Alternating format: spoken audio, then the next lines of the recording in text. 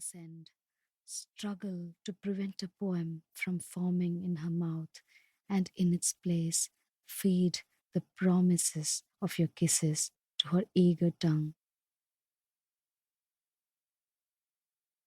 I do not know death. I do not know death, how it feels or how long it lasts, but sometimes think that when it comes, it will burn like this emptiness that follows the night of your silence. Slow motion charring, the refusal to let go of stillness, and, in cold blood, the feeding of its endless hunger with the panic in my flesh. A wild woman on a word hunt.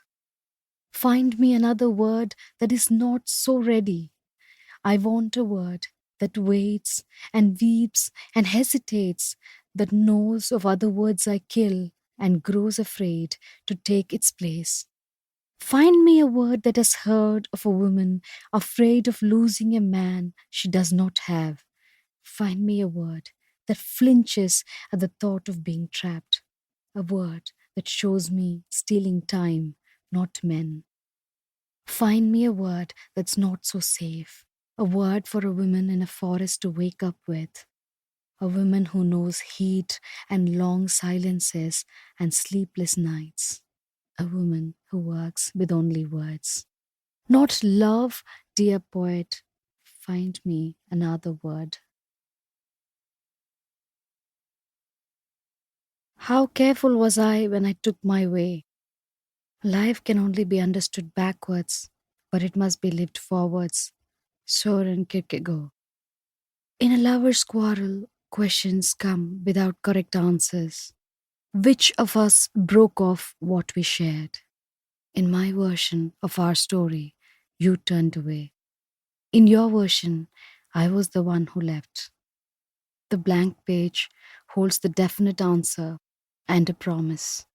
I return to you, and poetry returns to me. A sapphic scar. 1. At Dash, a fellow Indian writer I looked up to declares, "You are not bisexual until you've slept with a woman." When I shyly confided in her, several years my senior and a lesbian, at that point in time, that I desired both men and women, I felt embarrassed. This felt like the mouth sores of scurvy, the weak soft bones of rickets, a deficiency, a deformity. I had only one lover in the picture at that point in time. But this could be rectified soon, I thought, so I let it slip. I waited for a woman who'd ask me out at that point in time. 2. She also told me another day that my presence on the writing program was denominational. She said without saying in as many words that I was there because I was low caste, that I came from the margins, that I was picked out because I was different, that I served institutional purposes of diversity. Poets can employ one word to contain a universe of meaning. Denominational meant that I checked some boxes. Denominational meant that I did not have talent. Denominational meant that I did not have merit. Denominational meant that I did not deserve to be there. Denominational meant that I was not one of them, meant that I was not one of the Brahmins, one of those who were born with talent and merit, one of those whom our religion ordained intellectually superior by birth. Even when I was taken in by white people, I was set apart by the standards of my people. She could have called me token if this were happening back home. She would have called me quota, category, reservation candidate.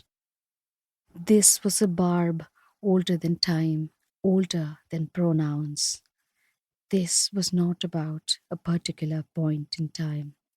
A perennial stigma cannot be undone.